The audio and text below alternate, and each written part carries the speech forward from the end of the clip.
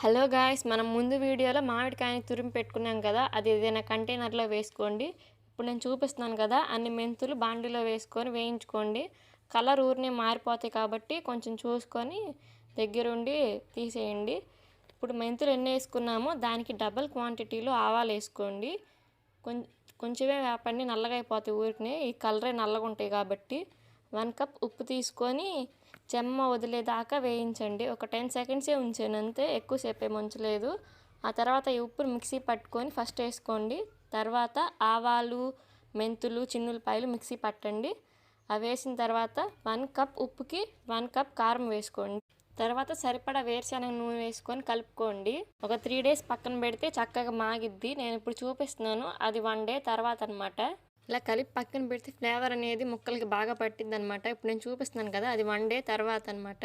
ఇంకేముంది, వేడి వేడి అన్నంలో ఈ మామిడి తురుము నెయ్యి వేసుకొని తింటే చాలా బాగుండిద్ది. Thanks for watching. Bye bye.